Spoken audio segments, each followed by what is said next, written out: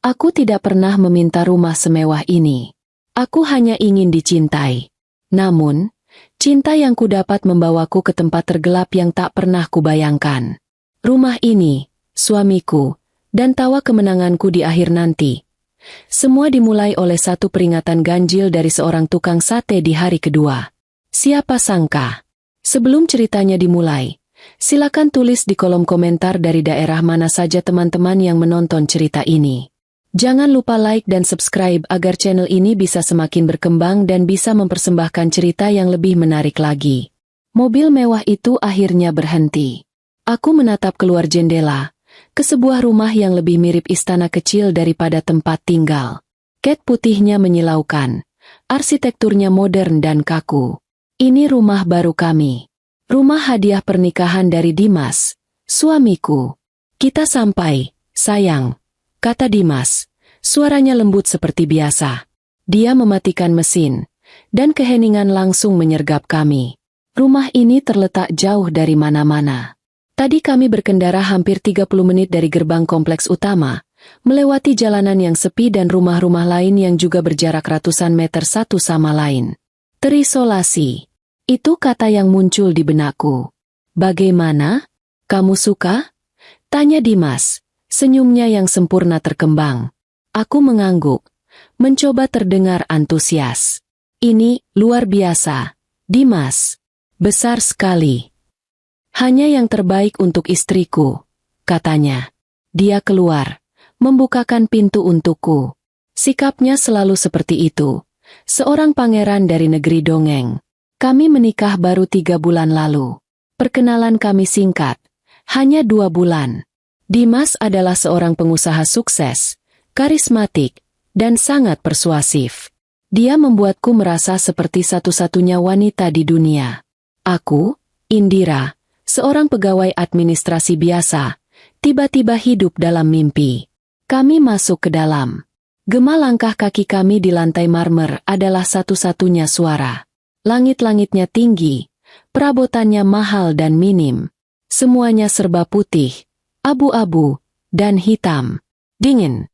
Seperti galeri seni, bukan rumah. Kamu bisa tata ulang sesukamu nanti. Sayang, anggap ini kanvas kosongmu, ujar Dimas, meletakkan lengannya di pinggangku. Aku hanya tersenyum tipis. Barang-barangku, yang sebagian besar masih ada di dalam box-box kardus di truk pindahan di belakang kami, terasa tidak akan cocok di sini. Barang-barangku terlalu sederhana, terlalu penuh warna. Aku tunjukkan kamar utama, katanya, menarikku ke lantai 2. Kamar kami sangat besar, dengan jendela kaca dari lantai ke langit-langit yang menghadap ke kolam renang di belakang. Indah, tentu saja. Tapi aku merasa terekspos, telanjang. Baru sekitar 1 jam kami di sana, para kuli angkut mulai memasukkan barang-barang kami, saat ponsel Dimas berdering. Aku sedang mengarahkan mereka untuk meletakkan box bukuku di ruang kerja kecil di sudut. Halo ya sekarang. Raut wajah Dimas berubah serius. Dia menjauh sedikit. Suaranya merendah. Aku pura-pura sibuk, tapi telingaku awas. Saya tahu, tapi ini hari pertama saya pindahan. Tidak bisa ditunda sampai besok. Baik, baik. Saya ke sana sekarang. Dia menutup telepon dan menghela napas berat, lalu memaksakan senyum padaku. Sayang, maaf sekali, ada masalah besar di pelabuhan. Investor dari Jepang mau menarik diri kalau aku tidak datang sekarang juga. Jantungku sedikit mencelos. Sekarang? Tapi kita baru sampai. Dimas. Aku tahu, Indira. Aku minta maaf. Dia memegang wajahku. Ini darurat. Aku janji, begitu selesai, aku langsung pulang. Mungkin besok pagi. Selesaikan saja dulu urusanmu, ya? Tapi aku sendirian di sini? Tanyaku, suara yang keluar lebih kecil dari yang kuduga. Kamu wanita yang kuat. Ini rumah kita. Aman sekali. Sistem keamanannya terbaik. Katanya, mencium keningku cepat. Aku harus lari. Kunci ada di meja dapur. Cintaku padamu. Dan begitu saja, dia pergi. Aku mendengar suara mobilnya menderu, lalu hilang. Aku berdiri di tengah ruang tamu yang luas, dikelilingi boks-boks kardus yang terlihat konyol di antara perabotan mewah. Para kuli angkut sudah selesai dan pamit pulang. Sekarang, aku benar-benar sendirian. Keheningan rumah ini berbeda. Bukan hening yang menenangkan, tapi hening yang menekan. Aku mencoba menyibukkan diri, membongkar pakaian, menata alat mandi, mencoba membuat tempat ini terasa seperti rumah.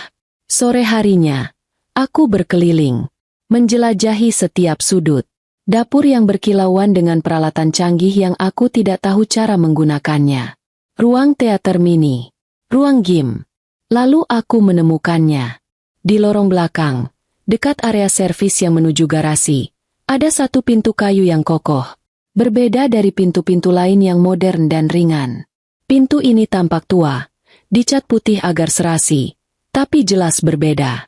Gagang pintunya kuningan dan berat. Aku mencoba membukanya. Terkunci. Aku mengernyit. Ini pintu apa? Aku teringat percakapan kami minggu lalu saat Dimas memberitahuku tentang rumah ini. Aku pernah bertanya denahnya. Oh, itu cuma gudang tua di bawah, katanya ringan. Gudang alat-alat taman dan barang bekas pemilik lama. Kuncinya hilang entah kemana. Biarkan saja.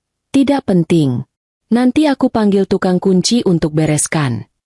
Penjelasannya masuk akal saat itu. Tapi sekarang, berdiri di depannya, aku merasa aneh. Gudang alat taman tapi pintunya ada di dalam rumah utama? Dan sekokoh ini? Aku menempelkan telingaku ke pintu. Tidak ada suara. Aku mencoba mengintip dari lubang kunci, tapi gelap total. Aku mengangkat bahu. Mungkin memang hanya gudang. Aku sedang paranoid karena sendirian di tempat baru. Aku melanjutkan aktivitas, memasak makan malam sederhana, nasi goreng, di dapur canggih itu. Aku merasa konyol makan nasi goreng di meja makan marmer yang bisa menampung 12 orang. Aku mencoba menelepon ibuku, ingin berbagi kabar kepindahan ini. Tapi seperti dugaanku, sinyal di sini sangat buruk. Panggilan terus terputus. Malam tiba dengan cepat. Rumah yang tadinya putih terang kini menjadi gelap. Hanya diterangi lampu-lampu taman yang menyala otomatis. Kolam renang memantulkan cahaya biru yang menakutkan. Aku mengunci semua pintu. Aku memeriksa jendela. Aku menyalakan TV di kamar hanya untuk mendengar suara manusia. Malam itu aku tidur dengan gelisah. Rumah ini mengeluarkan suara-suara aneh.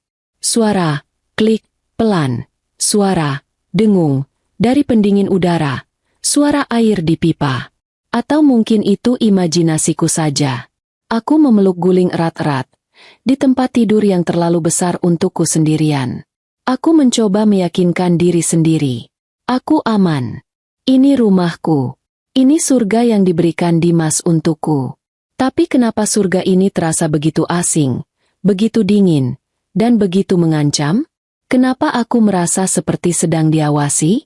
Aku baru saja akan terlelap ketika aku mendengar suara lain. Suara, kriek, pelan, seperti langkah kaki di lantai kayu. Padahal, rumah ini lantainya marmer. Aku menahan napas. Hening. Mungkin hanya rumahnya yang duduk. Rumah baru sering begitu, kan? Aku menutup mata rapat-rapat, memaksa diriku tidur, berharap pagi cepat datang. Berharap Dimas cepat pulang.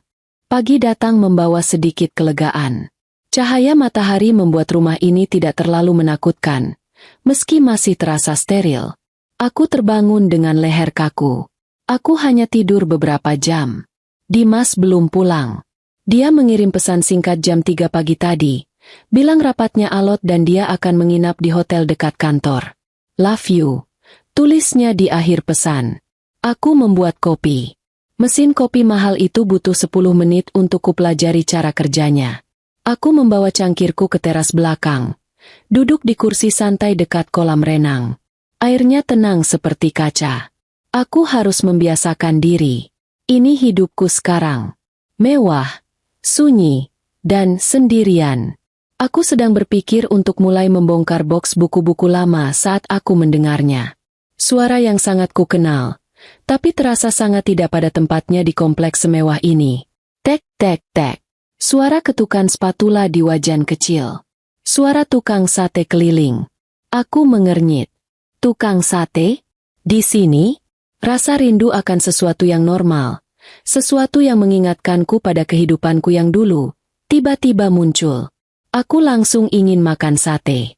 Aku bergegas ke depan. Mengambil dompet dari tasku di meja.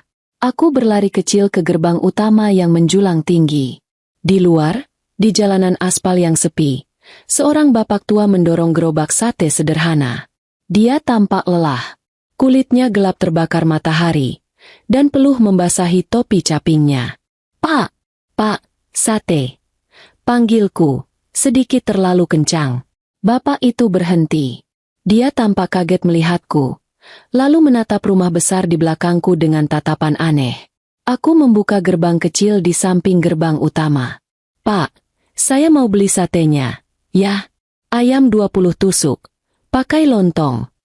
Bapak itu tidak bergerak. Dia tidak menyiapkan arangnya. Dia tidak mengambil tusuk sate. Dia hanya menatapku.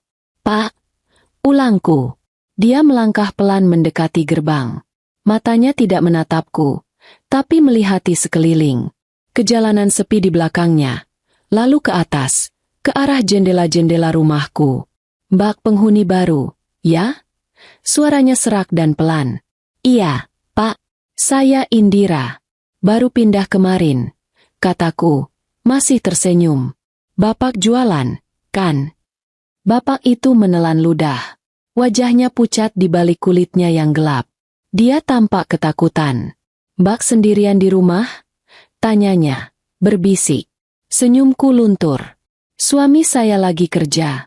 "Kenapa ya, Pak?" Dia maju satu langkah lagi, sangat dekat dengan gerbang, matanya awas. "Mbak," desisnya, suaranya mendesak. "Mbak harus pergi dari sini. Sekarang juga." Aku tertawa, tapi terdengar gugup. "Pergi? Maksud Bapak? Bapak ini mau meramal saya?" "Saya tidak bercanda, Mbak." Matanya membelalak, menunjukkan bagian putih matanya yang menguning. Dia gemetar. "Cepat pergi dari sini sebelum suamimu pulang." Darahku serasa berhenti mengalir. "Sebelum suamimu pulang." Bukan, sebelum ada bahaya. Atau, sebelum malam. Spesifik. "Suamiku." "Bapak." "Bapak kenal suami saya?" "Bapak siapa?" Aku mundur selangkah. Apa ini jebakan? Apa dia mau merampok? "Nama saya Wira." Katanya cepat. "Itu tidak penting. Mbak harus percaya saya. Ikut aku sekarang. Kutunjukkan sesuatu." Aku syok. Gemetar. Ini gila. Aku baru pindah. Ini tukang sate. "Bapak jangan macam-macam. Ya, saya bisa panggil keamanan." Ancamku. Meski aku tidak tahu di mana pos keamanan terdekat. "Jangan." Suaranya meninggi. Panik. "Jangan panggil siapa-siapa. Kalau Mbak teriak, kita berdua bisa celaka." Dia pasti nonton. "Nonton? Siapa?" "Suamimu, Dimas." Jantungku seperti diremas. Dia tahu nama Dimas. Dia pasang kamera di mana-mana. "Mbak, di luar. Di dalam. Dia tahu semua yang Mbak lakukan," bisik Pak Wira. Matanya liar memindai rumahku. Aku langsung teringat perasaan diawasi tadi malam. Aku melihat ke sudut atap. Ada bulatan hitam kecil yang kukira sensor lampu. Sekarang benda itu terlihat seperti mata yang jahat. Bapak bohong. Bapak mau memeras saya, kan?" Suaraku bergetar. "Demi Allah, Mbak. Saya mempertaruhkan nyawa saya datang ke sini." Katanya putus asa. "Saya sudah mengawasi rumah ini setahun." "Kenapa?" tanyaku lirih. Mata Pak Wira berkaca-kaca. "Karena istri Dimas sebelumnya, dia tidak pernah keluar dari rumah ini." Duniaku serasa berputar. Nggak mungkin. Dimas bilang dia belum pernah menikah. Aku yang pertama." "Dia bohong." Potong Pak Wira. "Tolong, Mbak. Saya nggak punya banyak waktu. Dia bisa pulang kapan saja. Ikut saya. Pura-pura saja mau jalan pagi." Jangan bawa apa-apa selain ponselmu. Ayo. Pak Wira tidak menungguku. Dia mulai mendorong gerobaknya pelan-pelan, menjauh dari rumahku. Aku berdiri mematung. Otakku tidak bisa memproses ini. Dimas, suamiku yang lembut, yang penuh kasih, seorang pembohong? Seorang apa? Tapi ketakutan di mata Pak Wira itu nyata. Gemetarnya itu nyata. Aku melihat kembali ke rumah putih yang megah itu. Rumah yang kemarin kuanggap surga.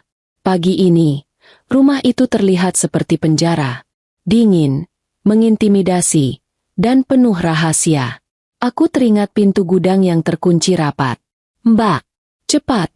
Suara Pak Wira terdengar lagi. Sudah beberapa meter di depanku. Aku membuat keputusan dalam sepersekian detik. Aku tidak tahu siapa Pak Wira.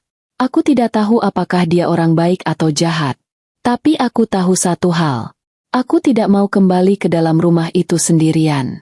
Aku gemetar hebat. Aku melangkah keluar dari gerbang kecil, membiarkannya terbuka sedikit. Aku tidak membawa apa-apa. Bahkan ponselku tertinggal di dapur. Bodoh. Tunggu, Pak. Ponsel saya. Nggak usah. Jangan kembali ke dalam. Ayo. Teriaknya tertahan. Aku menelan ludah. Tanpa ponsel. Tanpa apa-apa. Aku mulai berjalan cepat. Lalu setengah berlari. Menyusul gerobak sate Pak Wira. Aku tidak menoleh ke belakang. Aku takut melihat salah satu jendela itu. Dan menemukan seseorang. Atau sesuatu. Sedang menatapku. Aku berjalan. Lalu aku berlari kecil. Aku tidak tahu harus merasakan apa. Lututku lemas, tapi adrenalin membuatku terus bergerak. Di depanku, Pak Wira mendorong gerobaknya dengan kecepatan yang mengejutkan untuk pria seusianya. Dia tidak lagi membunyikan mangkuknya. Satu-satunya suara adalah derit roda gerobak di aspal yang mulus dan napasku sendiri yang terengah-engah. Setiap detik, aku berharap akan mendengar suara mobil di belakang kami. Suara mobil Dimas. Atau suara teriakan dari pengeras suara keamanan. Tapi tidak ada. Hanya sepi. Kompleks perumahan mewah ini terasa seperti kota mati. Bapak, kita mau kemana? Tanyaku. Suaraku nyaris tak terdengar. Dekat. Di belakang rumah itu. Katanya tanpa menoleh. Tempat yang tidak akan terpikir oleh siapapun untuk dilihat. Kami berjalan mungkin 500 meter menyusuri jalan utama. Lalu Pak Wira tiba-tiba berbelok tajam ke kiri. Masuk ke celah di antara dua pagar tembok raksasa milik rumah yang berbeda. Ini bukan jalan. Ini adalah semak belukar yang tumbuh liar. Lewat sini, Mbak. Hati-hati. Dia meninggalkan gerobaknya begitu saja di pinggir jalan. Dia menyingkap dahan-dahan berduri. Aku mengikutinya. Bajuku tersangkut-sangkut.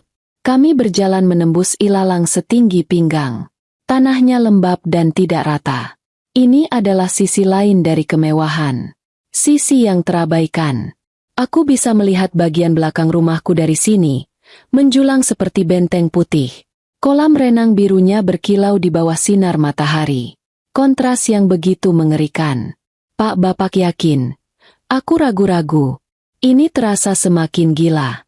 Bagaimana jika Pak Wira ini yang berbahaya? Bagaimana jika ini jebakan? Dia berhenti. Dia berbalik menatapku.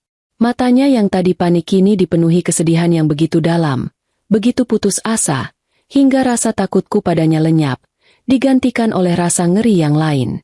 Mbak, setahun lalu, saya juga punya kehidupan normal. Katanya pelan, suaranya bergetar. Saya punya warung sate kecil di dekat stasiun. Hidup saya sederhana. Saya punya satu anak perempuan. Namanya Salsabila. Dia cahaya hidup saya setelah ibunya meninggal. Dia mengusap wajahnya yang basah oleh keringat dan air mata. Lalu dia bertemu laki-laki itu. Dimas. Dia bilang dia sangat mencintai putri saya. Dia membelikannya hadiah. Membawanya keliling dunia. Saya, bapak tua penjual sate. Apa yang bisa saya katakan? Putri saya terlihat bahagia. Dia melanjutkan perjalanan. Suaranya kini seperti orang yang sedang bercerita pada dirinya sendiri. Mereka menikah siri dulu. Katanya biar cepat. Lalu pindah ke rumah ini. Rumah yang sama, Mbak. Salsabila menelepon saya setiap hari. Dia bilang rumahnya besar sekali. Dia kesepian. Dimas sering pergi. Lalu, satu hari, teleponnya berhenti. Satu hari jadi 3 hari. 3 hari jadi seminggu. Saya datang ke sini, tapi keamanan tidak mengizinkan saya masuk. Saya lapor polisi. Mereka tahu saya siapa. Mereka bilang, Pak Wira, paling putrinya malu punya bapak tukang sate. Dia sudah kaya sekarang. Dia kabur. Mereka menertawakan saya. Kami sampai di kaki sebuah gundukan tanah kecil yang ditumbuhi rumput liar. Tempat ini ada di balik pagar batas properti rumahku. Tersembunyi oleh pohon-pohon besar. Tapi saya tahu putri saya. Salsabila tidak seperti itu. Jadi, saya jual warung saya. Saya beli gerobak ini. Selama setahun, Mbak, setiap hari saya keliling kompleks ini. Pura-pura jualan. Padahal tidak ada yang beli di sini. Saya cuma mau mengawasi rumah itu. Dia menunjuk rumahku. Saya melihat Dimas. Dia keluar masuk. Kadang bawa belanjaan. Kadang senyum-senyum di telepon. Tapi dia selalu sendirian. Tidak pernah ada Salsabila. Sampai suatu malam. Hujan badai besar sekali. Listrik padam di seluruh kompleks. Saya nekat. Saya panjat pagar belakang. Saya harus tahu. Saya bawa senter kecil. Pak Wira berhenti di depan gundukan tanah itu. Dia berjongkok perlahan. Tangannya gemetar saat dia mencabut rumput-rumput liar. Saya lihat dia di sini. Di tempat ini. Dia menggali. Saya kira dia tanam pohon. Tapi malam-malam, saat badai, lalu dia pergi. Saya tunggu sampai dia masuk rumah. Saya ke sini. Tanahnya masih baru. Gembur. Saya gali pakai tangan saya. Suara Pak Wira pecah. Saya tidak menemukan apa-apa. Cuma bau. Bau yang sangat busuk. Tapi saya tahu. Saya tahu itu putri saya. Dia menunduk dalam-dalam. Saya tidak bisa menggali lebih dalam. Saya takut. Saya lari. Besoknya saya kembali. Saya bawa ini. Dia menyibak rumput terakhir. Di sana, ada sepotong kayu kecil yang ditancapkan ke tanah. Penanda kuburan seadanya. Di kayu itu, terbungkus plastik laminating yang sudah kusam, ada sebuah foto. Foto seorang gadis muda yang cantik, tersenyum ke kamera, mengenakan jilbab biru muda. Salsabila. Aku jatuh terduduk. Kakiku tidak bisa menopangku lagi. Napasku tercekat. Itu putri bapak. Bisikku. Ya, isaknya. Putri saya. Istri Dimas. Istri sebelum Mbak. Aku menggeleng. Nggak mungkin Dimas. Dia predator, Mbak. Suara Pak Wira tiba-tiba mengeras. Penuh amarah. Dia cari wanita. Dia nikahi mereka. Dia kuras harta mereka. Lalu dia buang mereka. Tapi saya tidak punya harta. Saya cuma pegawai biasa.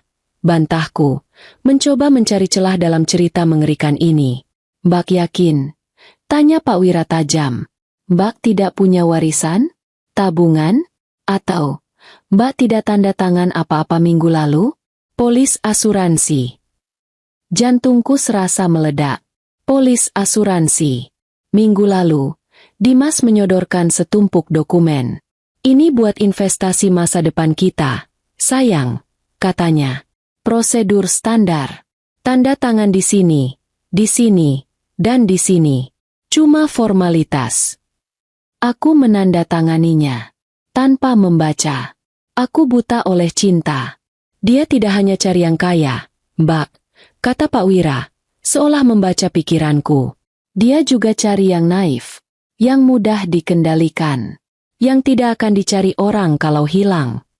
Seperti aku, seorang yatim piatu yang hanya punya ibu jauh di kampung, yang sinyal teleponnya saja susah.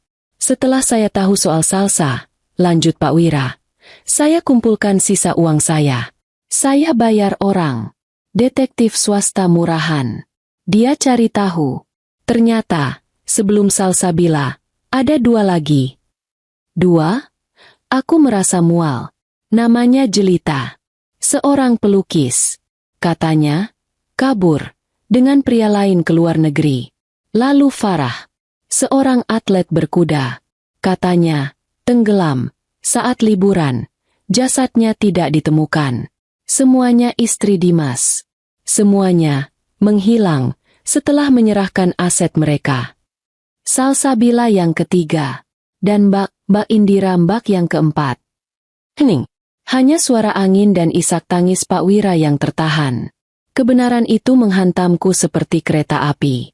Rumah yang terisolasi. Sistem keamanan yang canggih. Sinyal ponsel yang buruk. Pintu, gudang, yang terkunci. Kepergian Dimas yang tiba-tiba. Itu semua bukan kebetulan. Itu adalah desain.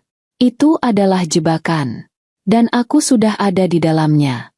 Dia akan pulang, Mbak, kata Pak Wira, menyentuh lenganku. Dia selalu begitu. Dia tinggalkan pengantin barunya sendirian 1-2 hari. Dia mau Mbak terbiasa. Merasa aman. Merasa kesepian. Jadi saat dia pulang, Mbak akan makin bergantung padanya. Lalu pelan-pelan, dia akan mulai prosesnya. Proses apa? Isolasi total. Dia akan putus akses Mbak ke dunia luar. Lalu dia akan selesaikan. Kita harus ke polisi. Aku berdiri, panik. Polisi? Pak Wira tersenyum pahit. Dengan apa, Mbak? Cerita saya? Kuburan tanpa mayat ini? Mereka akan anggap kita gila. Mereka akan telepon suami Mbak. Dan begitu Dimas tahu Mbak curiga tamat. Dia benar. Kami tidak punya apa-apa. Tidak ada bukti. Buktinya pasti ada di rumah itu. Kataku. Suaraku dingin tiba-tiba. Ketakutan tadi berubah menjadi sesuatu yang lain. Sesuatu yang tajam. Mbak mau apa? Mata Pak Wira membelalak. Mbak jangan gila. Mbak tidak boleh kembali ke sana. Saya harus, Pak. Kataku tegas. Saya harus kembali. Saya harus cari bukti itu. Bapak bilang ada kamera. Saya akan pura-pura tidak tahu apa-apa. Saya akan cari. Itu bunuh diri. Dia bisa pulang kapan saja. Bapak bilang dia akan pulang besok pagi. Saya punya waktu. Kataku, mencoba meyakinkan diriku sendiri. Pak Wira, tolong. Bapak tunggu saya.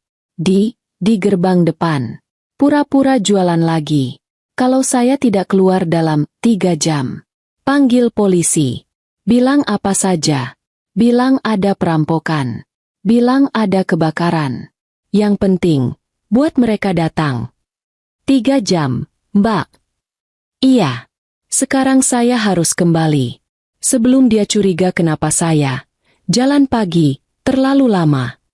Aku berbalik. Aku tidak melihat gundukan tanah itu lagi. Aku tidak sanggup. Aku berjalan kembali menembus semak belukar.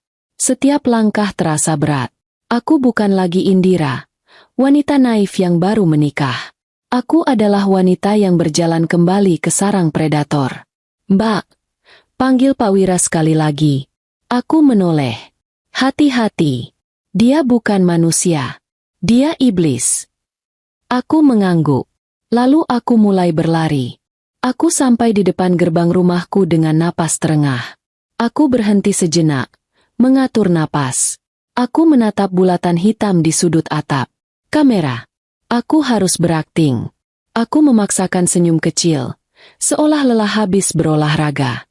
Aku melambaikan tangan ke arah jalan, pura-pura pada Pak Wira yang sudah pergi. Makasih ya, Pak, teriakku riang. Lalu aku masuk ke dalam gerbang kecil, menutupnya pelan. Begitu pintu rumah utama tertutup di belakangku, senyumku langsung lenyap. Rumah ini terasa berbeda. Dinding putihnya terasa menekan. Marmer dingin di bawah kakiku terasa seperti lantai kamar mayat. Keheningan itu kini memekakan telinga. Setiap sudut terasa mengawasiku. Aku berjalan ke dapur. Tanganku gemetar hebat. Aku harus melakukan sesuatu yang normal. Aku mengambil cangkir, Pura-pura ingin membuat kopi lagi.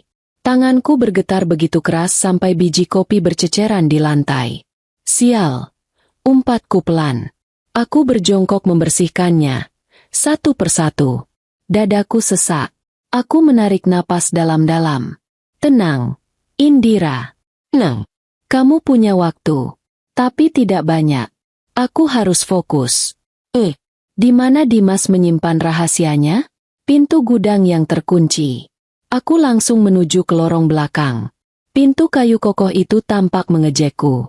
Aku menempelkan telinga. Hening. Aku mencoba gagang pintunya lagi. Terkunci rapat. Kuncinya. Dimas bilang hilang. Dia bohong. Di mana dia menyimpan kunci sepenting itu? Aku berlari kecil ke lantai 2. Ruang kerja Dimas. Bukan kamar tidur kami. Tapi ruang kerja pribadinya. Tempat yang dia bilang, zona terlarang, sambil tertawa. Tempat kerja yang membosankan. Sayang, kamu nggak akan suka. Pintunya tidak dikunci. Aku masuk. Ruangan itu rapi luar biasa. Steril. Meja kayu besar, kursi kulit hitam, rak buku yang hanya berisi buku-buku bisnis dan hukum. Tidak ada foto. Tidak ada sentuhan pribadi. Aku langsung ke meja. Aku membuka laci pertama. Pulpen mahal, klip kertas, stapler. Laci kedua. Kertas-kertas kop surat perusahaan. Laci ketiga. Terkunci. Jantungku berdebar. Ini dia. Aku mencoba menariknya. Tidak bergerak. Aku tidak bisa mendobraknya. Akan terlalu kentara. Aku melihat sekeliling. Aku butuh sesuatu untuk membukanya. Penjepit kertas? Terlalu lemah. Aku berlari kembali ke dapur. Mataku liar mencari. Pisau. Terlalu besar. Gunting? Lalu aku melihatnya. Satu set tusuk sate dari logam untuk barbeku. Masih baru di dalam kemasan. Aku mengambil satu yang paling kecil dan tipis tapi kuat. Kembali ke ruang kerja. Aku berlutut di depan laci. Aku masukkan ujung tusuk sate itu ke lubang kunci. Aku bukan ahli, tapi aku sering melihat di film. Aku menggerakkannya, memutarnya, memberikan sedikit tekanan. Klik. Bunyi pelan itu adalah suara terindah yang pernah kudengar. Laci itu terbuka, tapi isinya mengecewakan. Bukan kunci. Isinya adalah sebuah buku catatan kecil bersampul kulit hitam. Aku membukanya. Tulisan tangan Dimas yang rapi. Ini bukan jurnal. Ini buku besar. Jelita. Tertulis di halaman pertama. Di bawahnya ada daftar tanggal dan angka. 15 Mei. Transfer aset selesai. 85 M. 17 Mei. Polis ditandatangani. 30 Mei. Liburan Yunan. Lalu, 8 Juni. Insiden danau. Selesai. Aku membalik halaman. 10 Oktober. Penandatanganan surat kuasa. 8 November. Polis asuransi cair, 12 M. 1 Desember. Kecelakaan berkuda. Selesai. Jantungku serasa berhenti berdetak. Halaman berikutnya. Salsabila. 12 Februari. Pernikahan siri. 3 Maret. Polis aktif. 5 M. 18 Maret. Disposisi. Selesai. Disposisi. Dia menyebut pembunuhan Putri Pak Wira sebagai disposisi. Lalu halaman terakhir. Halaman yang masih kosong, kecuali satu kata di bagian atas. Indira. Di bawah namaku, ada tanggal yang dilingkari. 2 minggu dari sekarang. Itu hari ulang tahunku. Dia akan membunuhku di hari ulang tahunku. Rasa mual yang hebat menyerangku. Aku berlari ke kamar mandi kecil di sebelah ruang kerja dan muntah. Aku muntah sampai perutku kosong. Tapi rasa pahit di mulutku tidak hilang. Ini adalah daftar kematian. Dan aku ada di urutan berikutnya. Aku mencuci muka. Aku menatap cermin. Wanita di cermin itu pucat pasi. Matanya memerah ketakutan. Bertahan hidup. Bisikku padanya. Bertahan hidup dan hancurkan dia. Aku kembali ke laci. Tidak ada kunci. Berarti kunci itu ada di tempat yang lebih aman. Brankas. Aku tahu dia punya brankas. Dia pernah menunjukkannya sambil bercanda. Tempat aku menyimpan resep rahasiaku, katanya. Di belakang lukisan abstrak yang jelek di dinding ruang kerja. Aku menggeser lukisan itu. Sebuah brankas dinding digital. Apa kodenya? Aku mencoba tanggal lahirnya. 12 Agustus. 1208. Error. Aku mencoba tanggal pernikahan kami. Error. Aku mencoba 1, 2, 3, 4. Error. Sial. Aku tidak punya banyak waktu. Aku berpikir keras. Apa yang penting baginya? Uang. Tanggal. Aku melihat buku catatan itu lagi. Tanggal-tanggal. Selesainya. Jelita. 8 Juni. 0806. Error. 1 Desember. 0112. Error. Salsabila. 18 Maret. 1803. Error. Bukan. Pasti sesuatu yang lebih personal baginya. Tapi apa?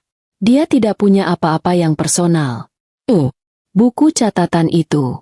Dia menulis jumlah uangnya. Jelita 85M. Farah 12M. Salsabila 5M. Apa itu kodenya? 851205? Terlalu panjang.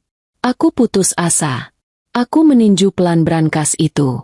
Lalu aku teringat sesuatu. Saat dia melamarku, dia bilang, "Kamu akan jadi yang terakhir, Indira." Aku janji. Dia pembohong. Tapi mungkin.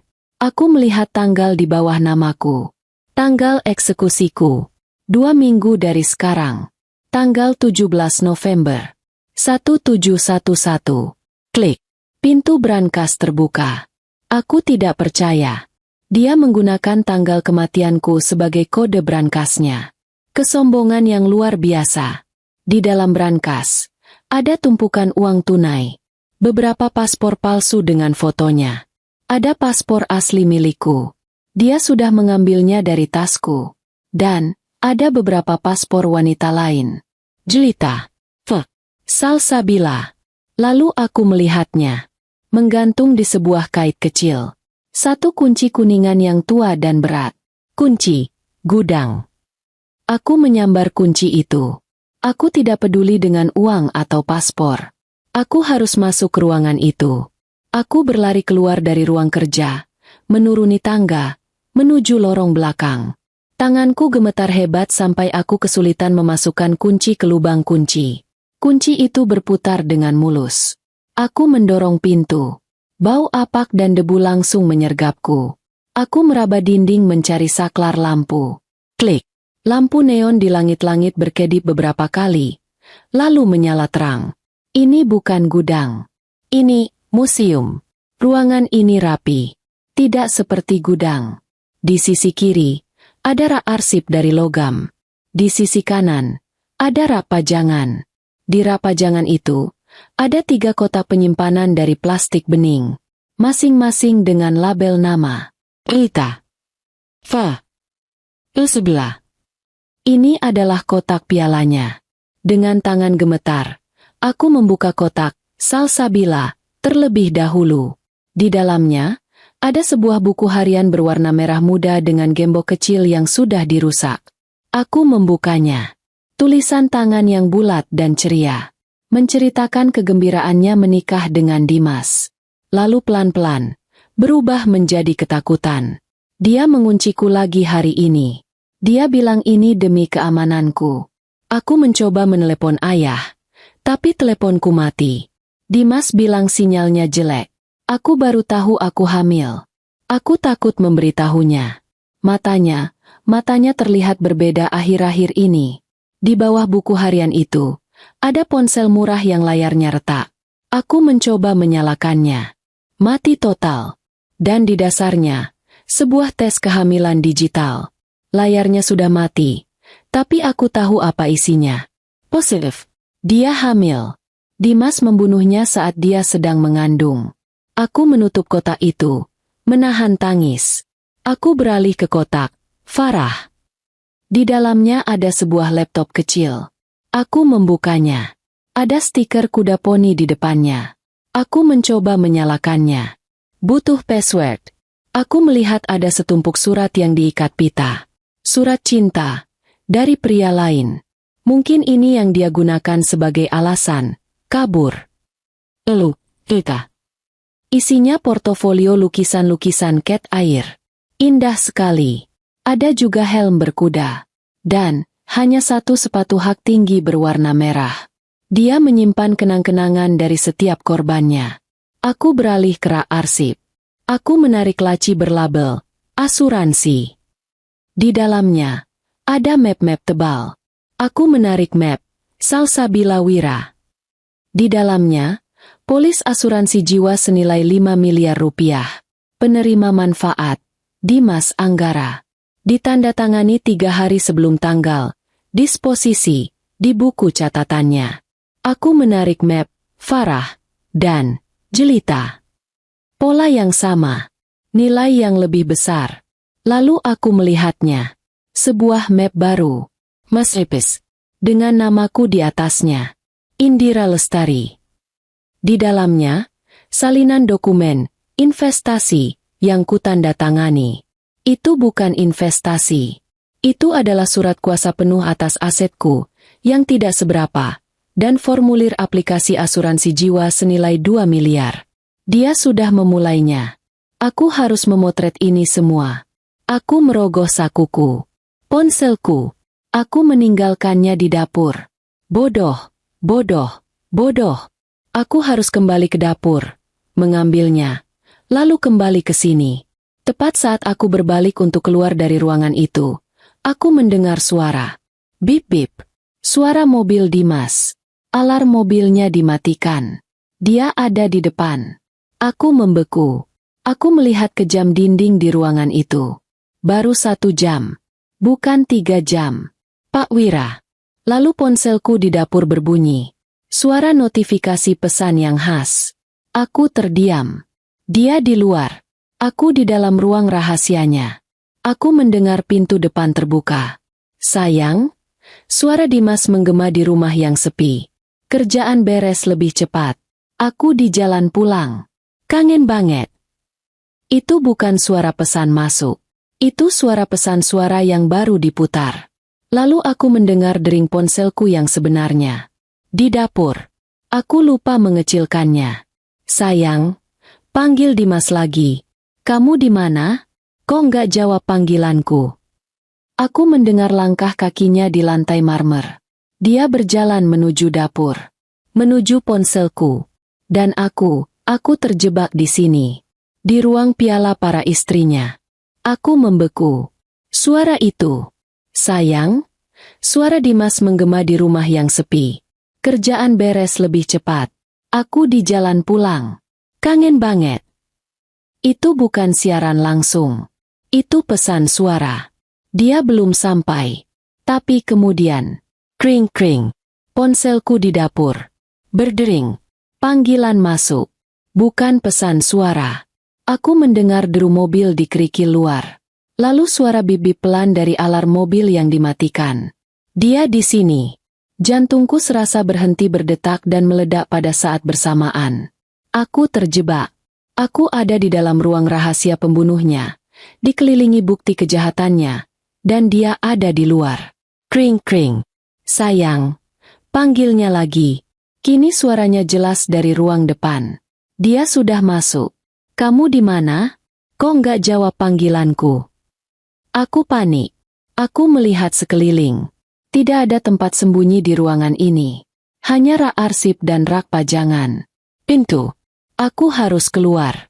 Tapi kalau aku keluar, dia akan melihatku keluar dari sini. Kalau aku tetap di sini, dia akan mencariku. Dia tidak akan menemukanku. Dia akan sadar aku hilang. Dan cepat atau lambat, dia akan memeriksa ruangan ini. Ponselku berhenti berdering. Hening sejenak. Lalu aku mendengar langkah kakinya di marmer. Pelan. Dia berjalan ke arah dapur. Ke arah ponselku. Aku menahan napas. Aku bisa mendengar detak jantungku sendiri di telinga. Bunyinya memekakan. Indira? Suaranya terdengar bingung. Dia pasti sudah melihat ponselku di meja dapur. Aku mendengar dia mengambilnya. Hening lagi. Hening yang mengerikan. Apa yang dia lihat? Layar ponselku.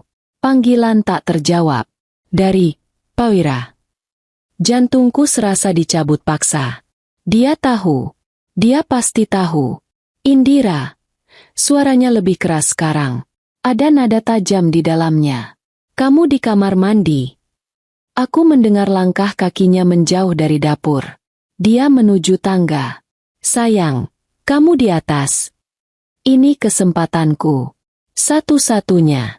Aku tidak membuang waktu. Aku memutar kunci kuningan itu dari dalam. Membukanya. Pintu berderit pelan. Aku mengabaikannya. Aku menyelinap keluar dari ruangan terkutuk itu. Tanganku gemetar hebat. Aku harus mengunci pintunya kembali. Dari luar. Aku mencabut kuncinya, menutup pintu pelan, lalu memasukkan kunci itu dari luar. Memutarnya. Klik. Suara itu terdengar seperti ledakan di lorong yang sunyi. Dia pasti mendengarnya. Suara apa itu? Suaranya terdengar dari lantai atas. Indira, kamu di bawah. Sial. Aku memegang kunci kuningan yang berat itu di tanganku. Aku tidak bisa membawanya. Dia akan menggeledahku. Aku melihat sekeliling dengan putus asa. Tidak ada tempat. Karpet. Ada karpet panjang tipis di lorong ini. Aku berlutut, menyelipkan kunci itu di bawah karpet.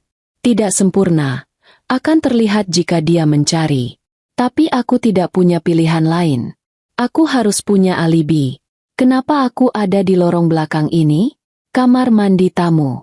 Aku berlari tanpa suara ke pintu kamar mandi tamu di sebelah garasi, yang berjarak hanya beberapa meter dari gudang itu. Aku masuk, mengunci pintunya, dan langsung menyalakan keran air di wastafel. Aku membasuh wajahku. Airnya dingin sekali. Di cermin, aku melihat hantu. Seorang wanita pucat pasi dengan mata terbelalak ketakutan. Aku mengatur napasku. 1, 2, 3. Aku harus berakting. Akting terbaik dalam hidupku. Aku mendengar langkah kakinya menuruni tangga. Cepat. Indira? Kamu di kamar mandi? Dia mengetuk pintu kamar mandi tamu. Aku mematikan keran. Aku membuka pintu perlahan. Di sana dia berdiri.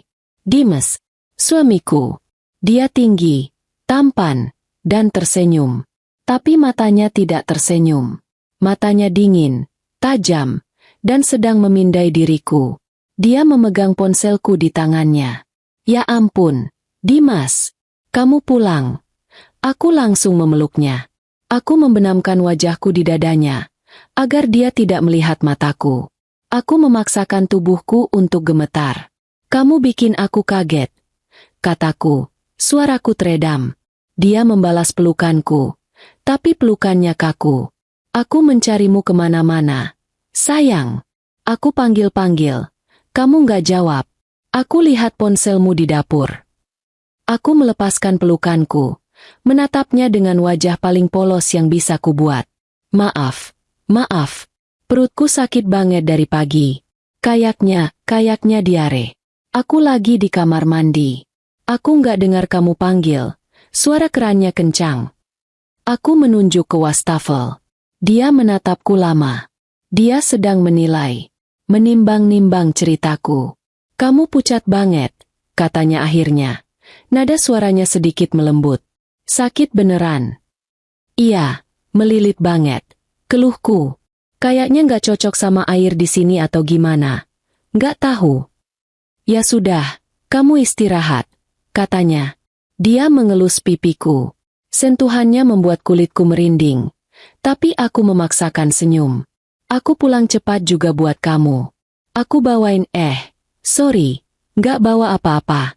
Kangen aja. Dia tampak mempercayaiku. Setidaknya, untuk saat ini. Lalu dia mengangkat ponselku. Tadi ada yang telepon kamu. Berkali-kali. Pak Wira. Jantungku berhenti lagi. Ini dia. Aku harus sangat hati-hati. Aku mengerutkan kening, pura-pura berpikir. Pak Wira? Siapa itu? Oh, aku tertawa kecil, tawa yang terdengar palsu di telingaku sendiri. Itu, tukang sate tadi pagi. Ya ampun, aneh banget, Mas. Mata Dimas menyipit. Tukang sate? Di kompleks ini? Iya. Aneh, kan? Aku juga kaget. Dia maksa-maksa jualan gitu di depan gerbang. Aku tolak, soalnya aku nggak bawa uang tunai.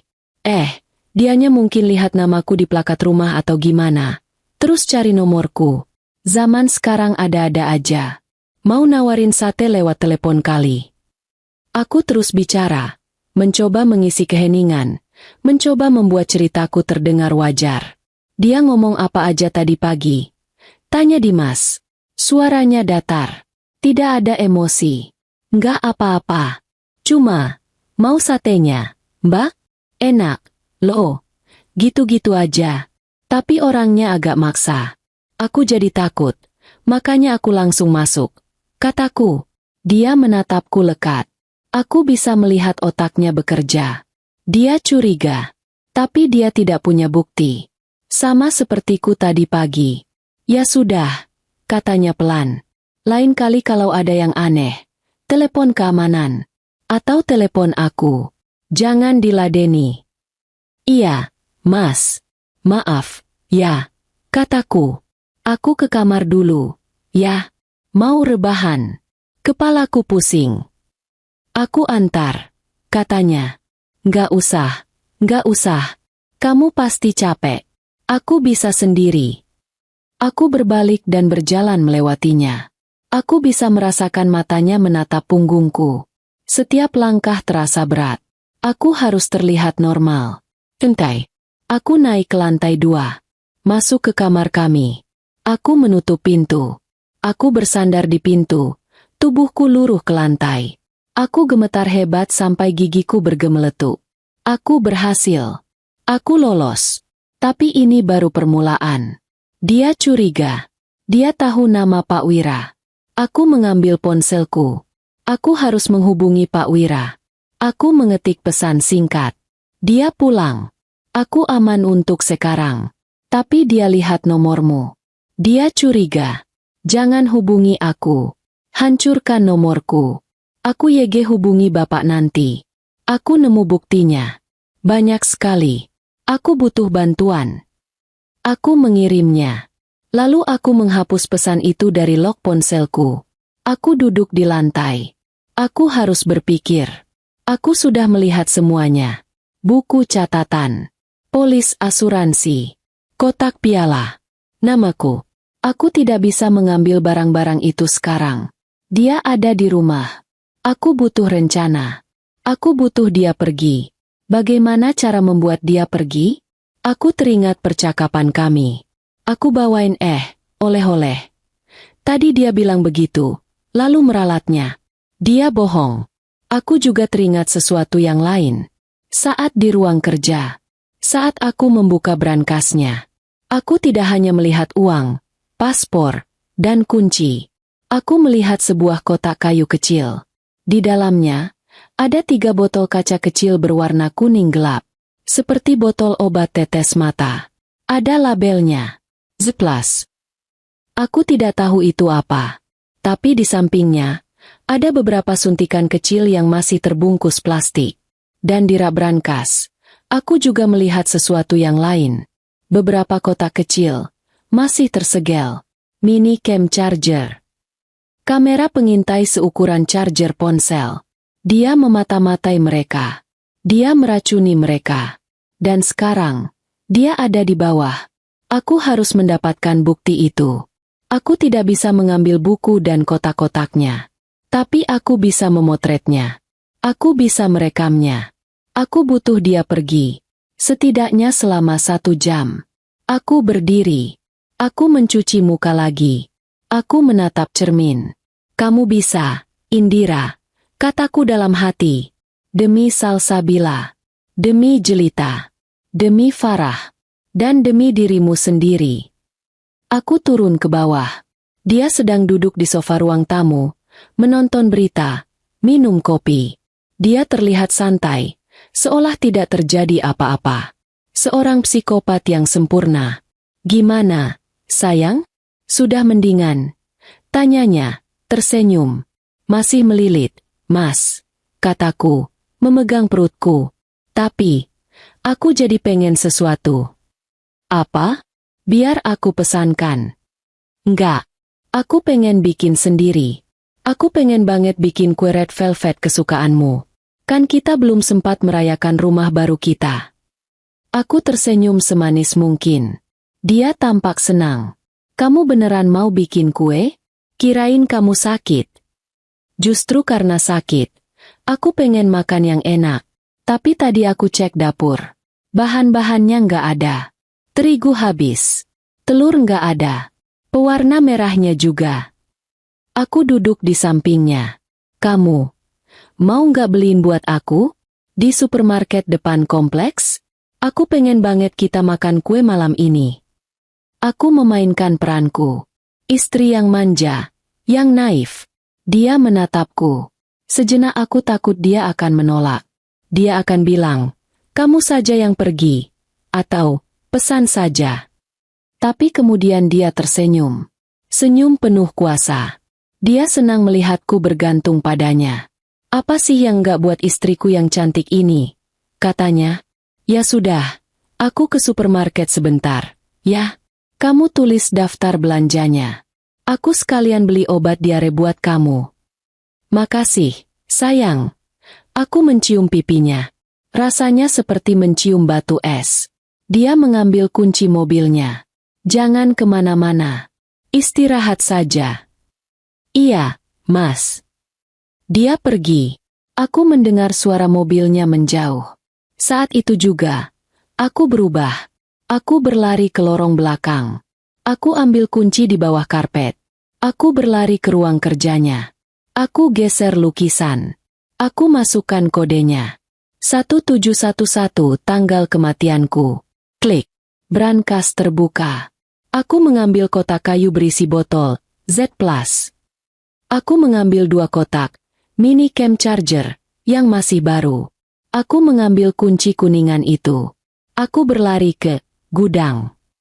Aku membuka pintunya. Aku mengeluarkan ponselku. Aku menyalakan mode video. Namaku Indira Lestari, kataku ke kamera. Suaraku gemetar tapi jelas. Suamiku Dimas Anggara. Jika aku mati, ini sebabnya. Aku merekam semuanya. Aku rekam kotak, jelita, Farah, dan Salsabila. Aku rekam isi di dalamnya. Aku rekam buku harian Salsabila. Aku zoom tulisannya yang terakhir. Aku rekam arsip. Aku rekam map asuransi mereka. Lalu aku rekam mapku. Indira Lestari. Aku rekam buku catatan hitam kecil di ruang kerja. Aku rekam halaman dengan namaku. Lalu aku memotret. Aku potret setiap halaman penting. Setiap dokumen. Aku membuka aplikasi cloud di ponselku. Aku membuat akun baru. Aku mengunggah semuanya. Foto, video. Butuh waktu. Bar sinyalnya lemah. Tapi bergerak. Sembari menunggu. Aku bekerja. Aku mengeluarkan salah satu kamera charger. Aku pasang di stop kontak di ruang kerja Dimas. Tersembunyi di bawah meja. Tapi dengan sudut pandang yang jelas ke arah kursi dan brankasnya. Aku menyambungkannya ke aplikasi baru di ponselku. Unggah selesai. Aku mengirim email dari akun baruku. Email ke Pak Wira. Aku tahu dia tidak akan membukanya. Tapi aku punya rencana. Aku kembali ke ponselku. Aku mengirim pesan ke nomor Pak Wira. Pergi ke warnet sekarang. Buka email xxx@gmail.com. Passwordnya tanggal salsa. Selesai. 1803 lihat semuanya. Ini bukti kita. Setelah Bapak lihat, balas pesan ini dengan kata, siap. Lalu hancurkan ponsel Bapak. Aku menunggu. 10 menit. 15 menit. Rasanya seperti selamanya. Ding. 1 pesan masuk. Dari Pak Wira. Siap. Lega. Air mataku mengalir. Setidaknya, Jika aku gagal, buktinya ada di luar sana. Aku menghapus pesan itu. Aku menghapus log panggilanku. Aku menghapus akun email baru itu dari ponselku. Aku harus mengembalikan semuanya.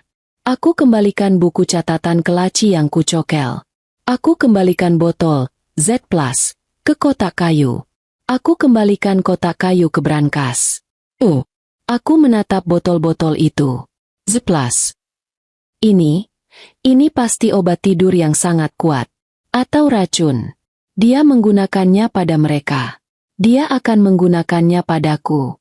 Aku mengambil satu botol. Aku harus menukarnya. Aku berlari ke dapur. Aku melihat sekeliling. Aku butuh sesuatu untuk menggantinya. Air gula. Aku menyalakan kompor. Aku masukkan gula dan sedikit air ke panci kecil. Aku memasaknya sampai larut dan sedikit mengental. Warnanya mirip dengan cairan kuning gelap di botol itu. Aku mendinginkannya dengan cepat di bawah air keran. Aku mengambil botol Z+, itu. Aku membuka tutupnya yang berpipet. Aku menuang isinya yang asli ke dalam toples selai kosong. Baunya kimia, sangat tajam. Aku menyembunyikan toples selai berisi cairan mematikan itu jauh di belakang tumpukan tepung dan bumbu di pantry. Lalu, dengan tangan yang stabil, anehnya, aku sangat tenang sekarang.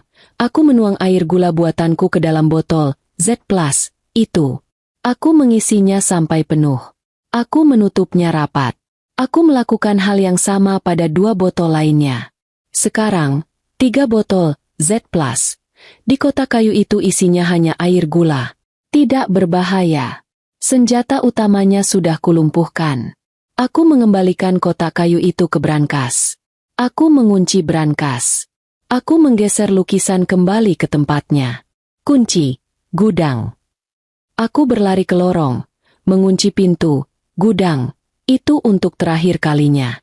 Aku menyelipkan kuncinya kembali di bawah karpet. Aku akan mengurusnya nanti. Aku berlari ke dapur. Aku mengambil mangkuk besar.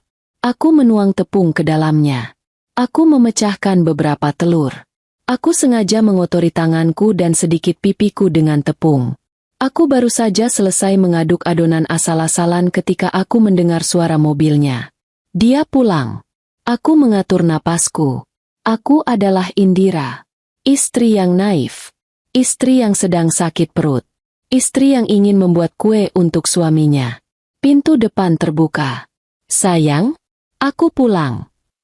Di dapur, Mas. Panggil Kuryang. Dia masuk ke dapur, membawa kantong belanjaan. Dia tersenyum melihatku. Kamu beneran bikin kue? Kirain kamu sakit. Tanyanya. Sudah mendingan, Mas.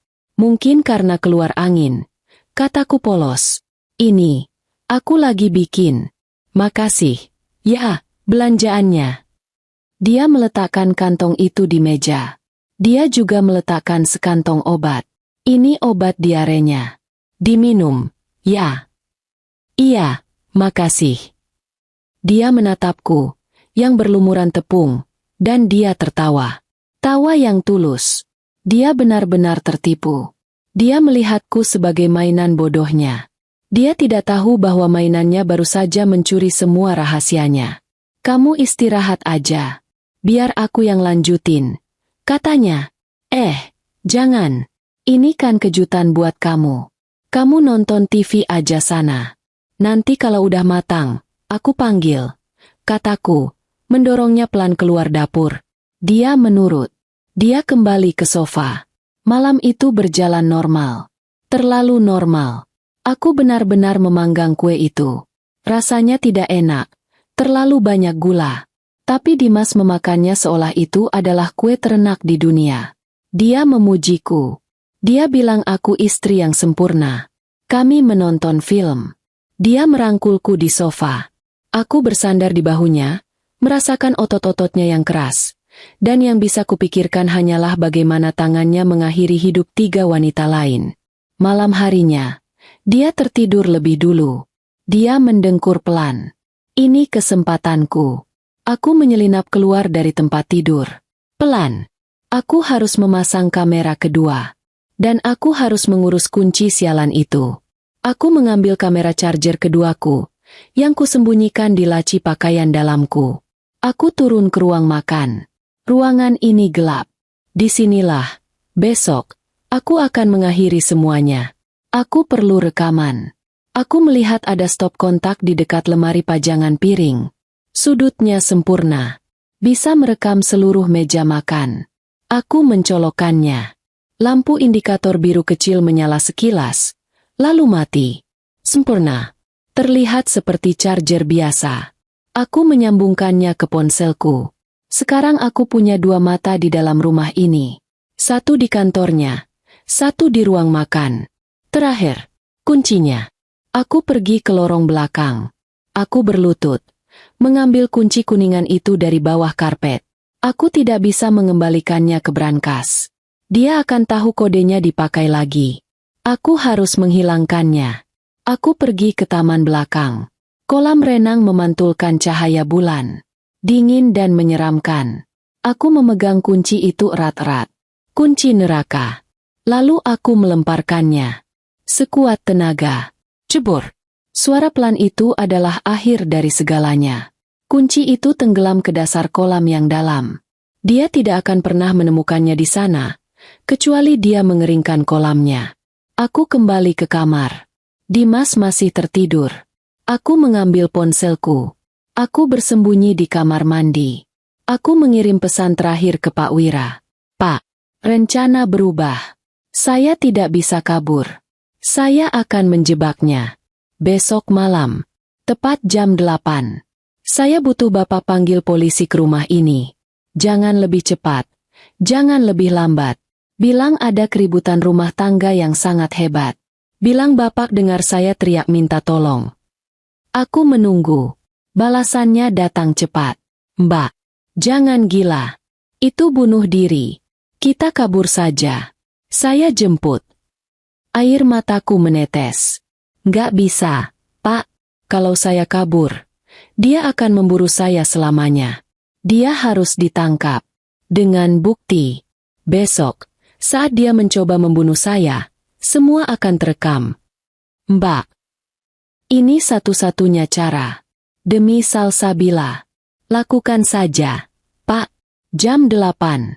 Saya percaya sama Bapak. Hening lama. Lalu, baik, jam 8. Semoga Gusti Allah melindungi Mbak. Aku menghapus seluruh percakapan. Aku kembali ke tempat tidur. Aku berbaring di samping monster itu. Besok adalah hari ulang tahunku. Tanggal di buku catatannya.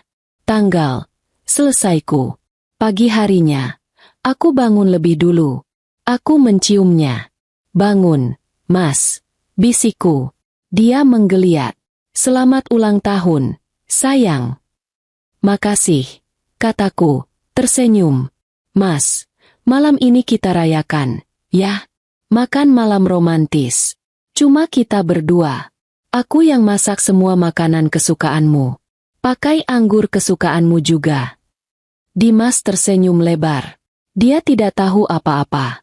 Kamu istri terbaik di dunia, Indira, katanya, memelukku erat. Aku yang beruntung, bisikku di telinganya. Malam ini akan jadi malam yang gak akan pernah kamu lupakan. Ini adalah hari ulang tahunku. Aku terbangun di samping seorang pembunuh. Dimas masih tertidur. Napasnya teratur dan damai. Wajahnya, yang dulu kukira adalah wajah seorang pangeran, kini terlihat seperti topeng porselen yang dingin. Aku bergeser pelan, turun dari tempat tidur tanpa suara. Sepanjang pagi, aku memainkan peranku. Aku membuatkan kopi. Aku tersenyum. Aku berterima kasih atas ucapan selamat ulang tahunnya. Aku menjawab panggilannya dengan, "Ya, sayang." Setiap kali dia memanggilku, setiap senyuman terasa seperti otot di wajahku ditarik paksa. Setiap kata manis yang keluar dari mulutku terasa seperti duri. "Jadi, nanti malam," katanya saat sarapan. "Kamu beneran mau masak? Di hari ulang tahunmu? Aku bisa ajak kamu ke restoran paling mahal di kota."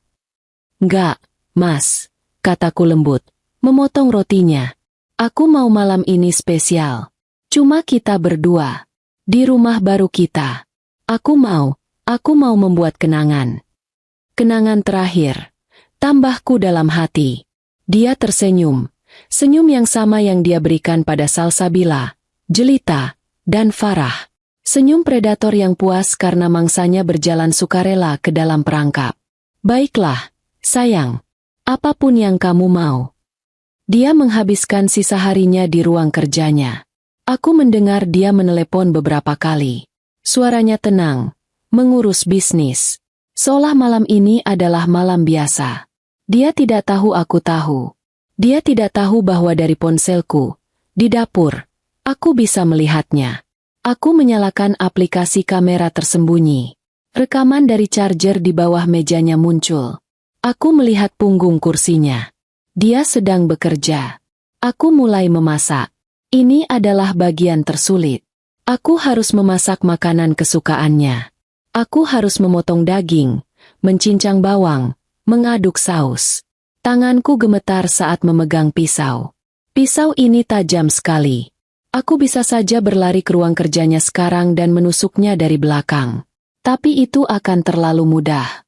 Itu bukan keadilan. Itu hanya balas dendam. Aku ingin dia hancur. Aku ingin dia mengakui segalanya. Aku ingin dunia tahu siapa dia sebenarnya. Aku memasak rendang, makanan favoritnya. Aroma rempahnya memenuhi rumah, menutupi bau kematian yang seolah meresap di dinding. Aku memasak dengan teliti, seolah ini adalah hidangan terpenting dalam hidupku. Memang benar. Aku mengecek ponselku lagi. Dia masih di sana. Sesekali dia keluar. Dia menghampiriku di dapur. Wah, baunya enak sekali, katanya, mencoba mencicipi sausnya. Jangan. Aku menepis tangannya, pura-pura bercanda. Nanti malam baru boleh.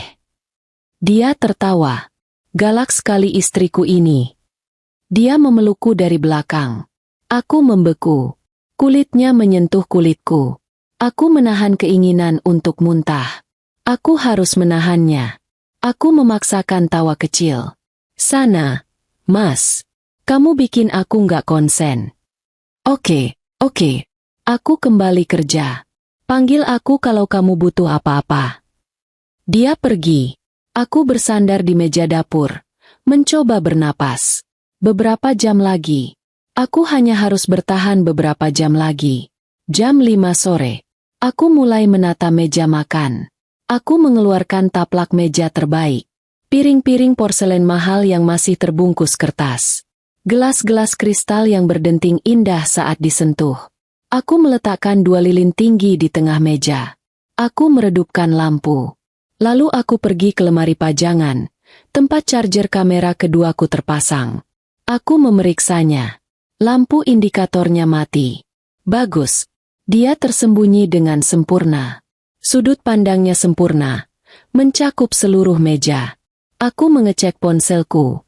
Kedua kamera aktif dan merekam. Jam 6. Aku pergi mandi. Aku berendam lama di bak mandi. Aku menggosok kulitku sampai merah. Aku merasa kotor. Aku merasa ternoda oleh kehadirannya, oleh kebohongannya. Aku teringat Salsabila. Apakah dia juga mandi di bak ini? Tidak tahu bahwa suaminya sedang merencanakan kematiannya? Apakah dia memikirkan bayinya? Air mataku menetes, bercampur dengan air bak yang hangat. Ini bukan untukku. Ini untuk mereka. Aku keluar dari kamar mandi. Aku memilih gaun.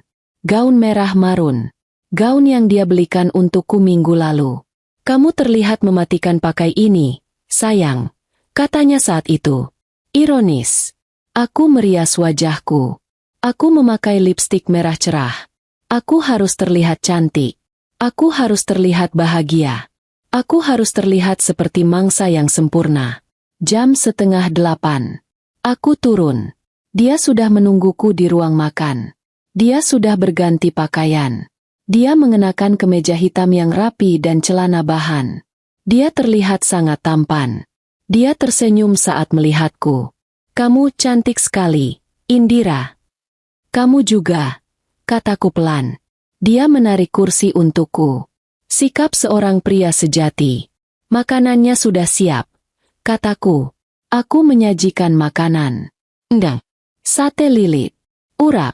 Semua terlihat sempurna. Kami mulai makan. Hening sejenak. Hanya suara denting sendok dan garpu di piring. Ini rendang ternak yang pernah aku makan, katanya. Kamu berbakat sekali. Aku belajar dari ibuku, kataku. Aku bertanya-tanya apakah aku akan bertemu ibuku lagi. Kami bicara tentang hal-hal yang tidak penting. Tentang cuaca. Tentang film yang kami tonton. Tentang rencana liburan yang tidak akan pernah terjadi. Setiap kata adalah kebohongan. Kami adalah dua aktor di panggung yang gelap. Aku terus melirik jam di dinding. Pukul 7.45 malam. Tunggu sebentar, kata Dimas, menyeka mulutnya dengan serbet. Makan malam spesial butuh minuman spesial. Jantungku berdebar kencang. Ini dia. Dia berdiri. Dia tidak pergi ke dapur. Dia pergi ke ruang kerjanya. Aku tahu apa yang dia ambil. Dia mengambil botol Z+, palsu berisi air gula dari brankasnya. Botol yang dia siapkan untukku. Dia kembali beberapa saat kemudian, membawa sebotol anggur merah mahal dan satu botol pipet kecil berwarna kuning gelap. Dia menyembunyikannya di telapak tangannya. Tapi aku melihatnya. Anggur kesukaanmu, katanya, tersenyum. Dia membuka botol itu. Dia menuangkan kedua gelas kristal. Cairan merah pekat itu terlihat seperti darah di bawah cahaya lilin. Sebelum kita bersulang, katanya, selamat ulang tahun, sayang. Terima kasih, bisikku. Aku ada hadiah kecil buatmu. Mas, nggak usah repot-repot. SSSTT, katanya, tutup matamu. Aku menurut. Aku menutup mataku. Aku bisa mendengar dia meletakkan gelasnya. Aku mendengar suara gerakannya. Ada di bawah piringmu, bisiknya. Aku membuka mata. Aku meraba ke bawah piringku. Tidak ada apa-apa. Aku mengerutkan kening. Nggak ada apa-apa, Mas. Aku bercanda, katanya, tertawa. Saat aku melihat ke bawah piring itulah dia melakukannya. Aku tahu dia melakukannya. Dia dengan cepat mengambil botol pipet itu dari sakunya, membuka tutupnya, dan meneteskan cairan di dalamnya ke dalam salah satu gelas. Gelasku. Dia melakukannya dengan sangat cepat, sangat terlatih. Dia lalu memberikan gelas yang sudah diisi itu kepadaku. Ini, katanya, untuk istriku. Aku mengambil gelas itu. Tanganku sedikit gemetar. Aku memegangnya erat-erat. Ini adalah pialaku. Mari kita bersulang, katanya, mengangkat gelasnya sendiri. Tunggu, Mas, kataku. Dia berhenti. Alisnya terangkat. Kenapa? Aku pura-pura batuk. Batuk kecil. Lalu batuk yang lebih keras. Uhuk, aduh. Kamu kenapa? Tanyanya. Nada suaranya sedikit tidak sabar. Nggak tahu. Uhuk. Tenggorokanku gatal sekali. Kayaknya asap lilinnya. Aku mengipas-ngipas asap lilin. Uhuk, Mas, kataku. Suaraku dibuat-buat serak. Bisa tolong ambilkan aku air putih? Cepat. Di dapur. Aku nggak kuat. Dia menatapku. Sekejap. Aku melihat kilatan amarah di matanya. Rencananya terganggu. Kamu ini, gerutunya. Selalu ada saja. Tapi dia berdiri. Dia tidak mau aku mati tersedak sebelum racunnya bekerja. Ya sudah, tunggu.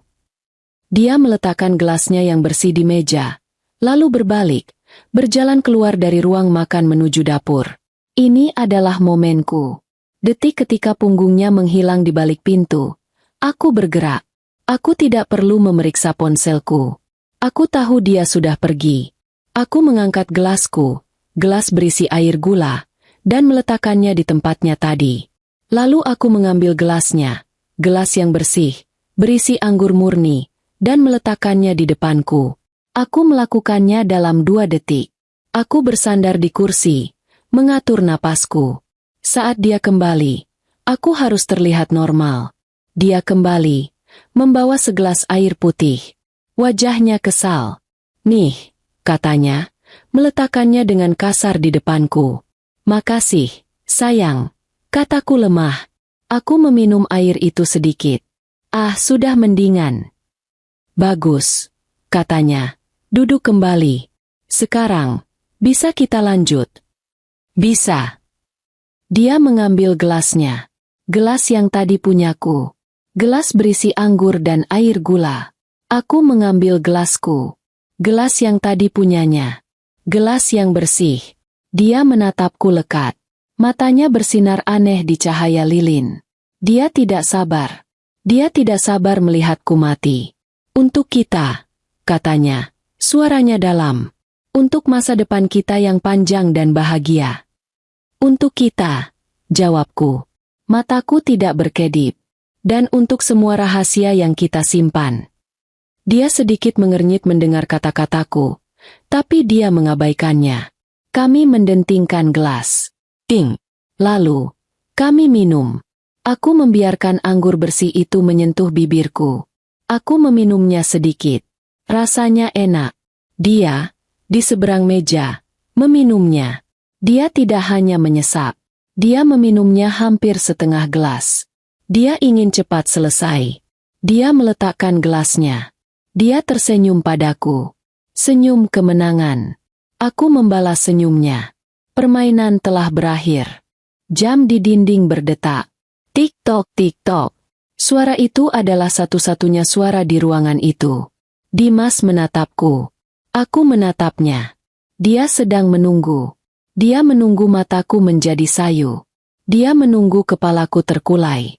Dia menunggu aku jatuh dari kursi, kejang, atau mungkin langsung tertidur selamanya. Dia sedang menunggu air gula itu bekerja. Aku hanya duduk di sana. Aku menyesap anggurku lagi. Anggur yang bersih. "Enak," kataku.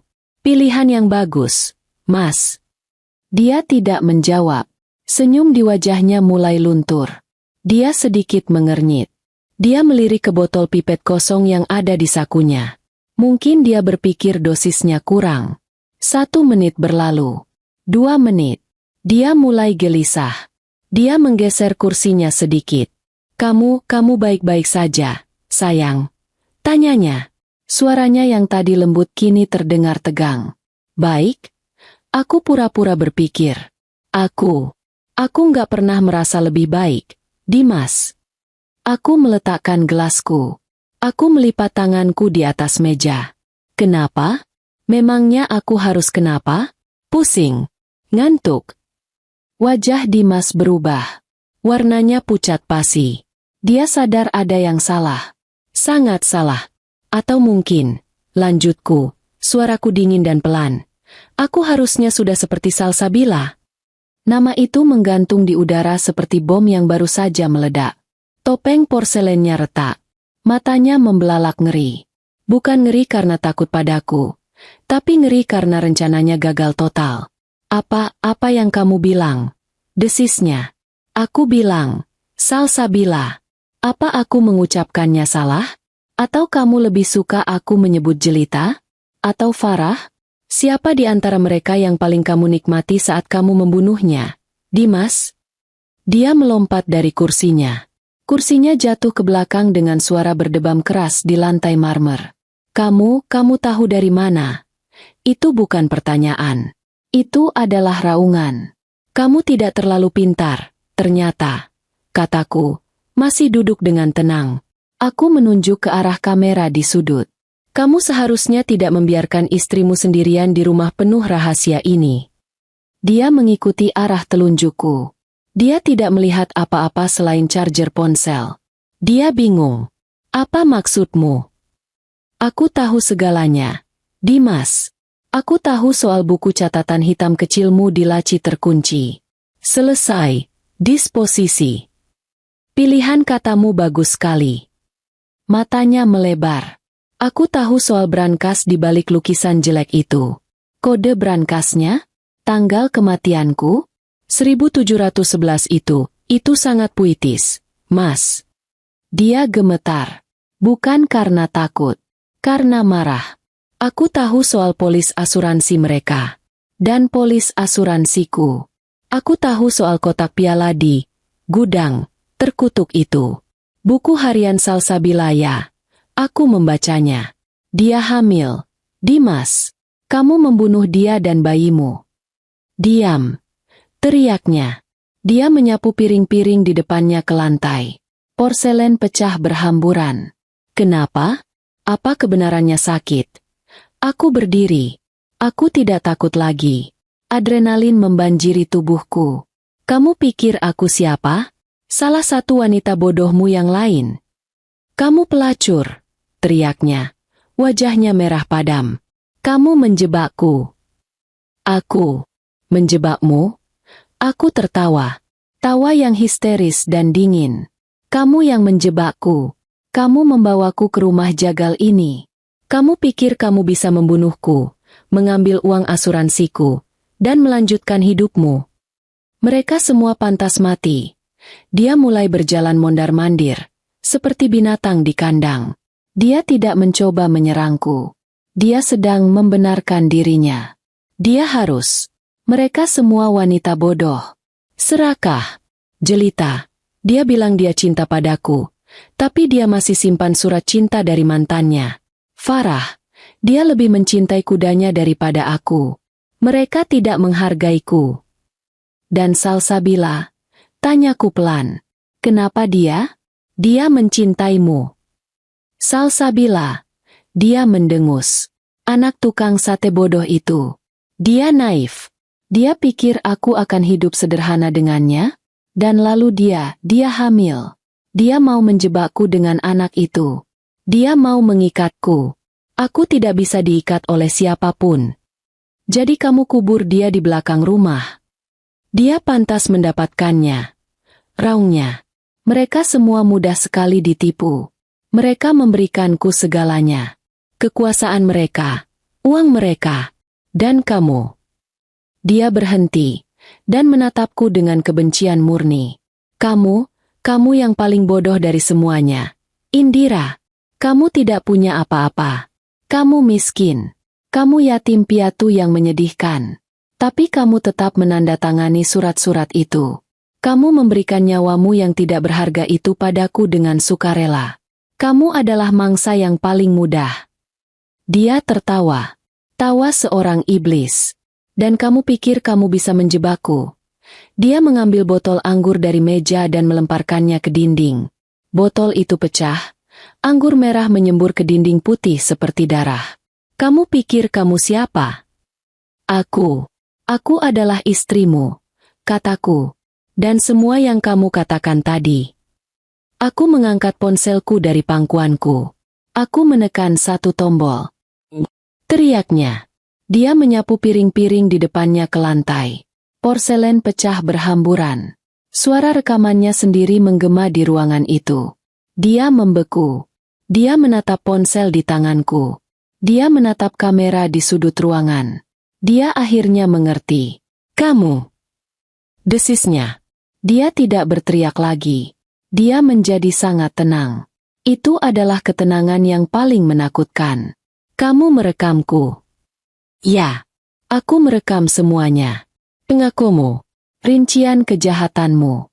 Semuanya ada di sini. Dan sudah diunggah ke cloud. Sudah dikirim ke seseorang di luar sana. Kamu sudah selesai, Dimas. Dia menatapku. Aku melihat keputusan di matanya. Jika dia akan jatuh, dia akan membawaku bersamanya. Aku melihat jam di dinding. Pukul 7.58 malam. Kamu mungkin merekamku, katanya pelan. Melangkah maju. Tapi kamu tidak akan hidup untuk menunjukkannya. Dia menerkamku. Aku tidak siap. Dia bergerak sangat cepat. Dia membantingku ke meja. Gelas dan piring sisa berjatuhan. Aku terengah. Kamu akan mati. Dia mencengkeram leherku. Aku meronta. Aku mencakarnya. Aku menendang. Tapi dia jauh lebih kuat. Seperti mereka. Cengkeramannya mengerat. Aku tidak bisa bernapas. Bintik-bintik hitam mulai muncul di pandanganku.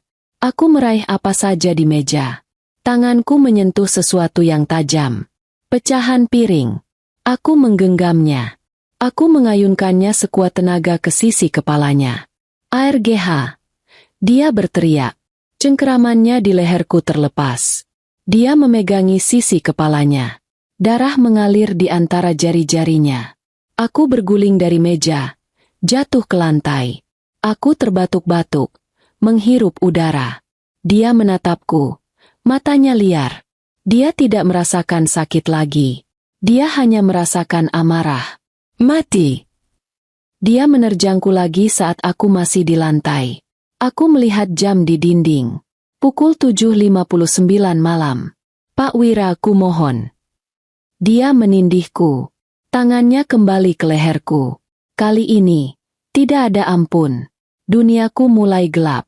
Aku bisa mendengar suara darahku sendiri menderu di telinga. Aku tidak bisa melawan lagi. Tik-tok. Jam menunjukkan pukul 8 malam. Dan kemudian, aku mendengarnya. Suara terindah di dunia. Wewu, wewu, wewu. Sirene polisi. Dekat. Sangat dekat. Kepala Dimas terangkat. Cengkeramannya melonggar sepersekian detik. Apa itu? Aku menggunakan sisa tenagaku. Itu. Aku terbatuk. Disebut karma. Bajingan. Pintu depan didobrak. Polisi. Jangan bergerak. Beberapa petugas berseragam menyerbu masuk. Di belakang mereka, aku melihat wajahnya. Pak Wira. Dimas membeku di atasku. Dia melihat polisi. Dia melihat Pak Wira. Dia melihatku. Permainannya benar-benar berakhir. Duniaku yang tadinya hitam dan sunyi, tiba-tiba meledak dengan suara dan cahaya. Sirene itu memekakan telinga. Lampu biru dan merah berputar-putar di ruang makan, menari di pecahan piring dan tumpahan anggur. Polisi! Jangan bergerak. Lepaskan dia. Dimas membeku di atasku. Cengkeramannya di leherku melonggar. Berubah dari cengkeraman membunuh menjadi cengkeraman kaget. Matanya liar. Beralih dari wajahku ke 3, 4, 5 petugas yang menyerbu masuk dengan senjata teracung. Dia melihat polisi. Dia melihat Pak Wira, yang berdiri gemetar di ambang pintu, di belakang petugas terdepan. Dia melihatku, yang terbatuk dan megap-megap di bawahnya. Semuanya terjadi dalam hitungan detik. 2 petugas langsung menerjang Dimas, menariknya ke atas dan menjauh dariku. Lepaskan saya. Dimas memberontak. Amarahnya kini bercampur dengan kepanikan. Ini rumah saya. Ini istri saya. Ini masalah rumah tangga. Dia mencoba membunuhku. Aku terbatuk. Suaraku serak dan menyakitkan. Aku berguling ke samping, menjauh dari kekacauan itu. Pecahan porselen menusuk telapak tanganku. Tapi aku tidak peduli. Udara. Aku butuh udara. Aku terbatuk hebat, memegangi leherku yang terasa seperti terbakar. Mbak Indira. Suara Pak Wira. Dia berlari menghampiriku, mengabaikan polisi. Pak! Bisku. Dia mencekik saya. Teriakku, lebih keras. Aku menunjuk ke arah Dimas, yang kini sedang diborgol dengan kasar ke lantai oleh 2 petugas. Dia baru saja mengaku. Dia membunuh 3 wanita lain. Salsabila, Jelita, Farah. Ruangan itu mendadak hening, kecuali suara napas Dimas yang terengah. Dia bohong, teriak Dimas dari lantai. Dia gila. Dia menjebakku. Dia menyerangku. Dia menunjuk ke kepalanya yang berdarah, tempat aku memukulnya dengan pecahan piring. Seorang petugas yang tampak paling senior, dengan kumis tebal, menghampiriku. Ibu, tenang. Nama saya Sersan Budi. Anda aman sekarang. Apa Anda bisa bernapas? Aku mengangguk. Dia mau meracuniku. Aku menunjuk ke gelas-gelas di meja. Dia mengakuinya. Aku merekamnya. Itu adalah kata-kata ajaib. Merekamnya? Sersan Budi menatapku tajam. Di ponselku. Aku merogoh saku gaunku yang robek. Ponselku masih di sana. Aku menggenggamnya erat-erat. Dan di kamera tersembunyi. Di charger itu. Aku menunjuk ke stop kontak di dekat lemari pajangan. Dan satu lagi di ruang kerjanya. Di bawah meja. Sersan Budi memberi isyarat kepada petugas lain. Rizal, amankan ponselnya. Panggil tim forensik. Geledah ruang kerja. Pasang garis polisi. Dia menatap Dimas, yang kini terdiam. Wajahnya pucat pasi. Dia tahu dia sudah kalah. Panggil ambulans. Perintah Sersan Budi lagi. Untuk ibu ini dan untuk kepalanya. Tidak, kata Pak Wira tiba-tiba. Suaranya menggelegar. Bukan cuma itu, Pak. Dia mengubur putri saya. Di belakang rumah ini. Semua mata beralih ke Pak Wira. Bapak siapa? Tanya Sersan Budi. Saya Wira, Pak. Ayah dari Salsabila. Istri yang dia bunuh setahun lalu. Saya yang menelepon. Polisi itu menatap Pak Wira, lalu ke aku, lalu ke Dimas yang sudah menunduk. Dia pasti mengira ini hanya panggilan kekerasan rumah tangga biasa. Tapi ini telah berubah menjadi sesuatu yang jauh lebih besar. Pak, kataku pada Sersan Budi, suaraku masih gemetar. Di lorong belakang, ada pintu. Dia menyebutnya, gudang. Itu ruang pialanya. Dia menyimpan barang-barang korban di sana. Buktinya ada di sana.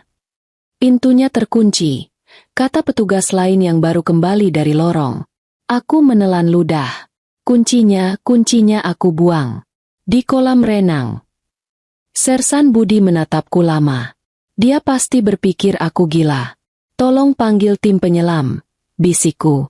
Kuncinya kuningan. Berat. Aku melemparkannya ke bagian yang dalam. Baik, katanya. Dia tidak membantahku. Mungkin dia melihat sesuatu di mataku. Kejujuran. Atau mungkin kengerian. Rizal, awasi dia, katanya, menunjuk Dimas. Bawa dia keluar. Masukkan ke mobil. Dua petugas mengangkat Dimas. Dia tidak melawan lagi.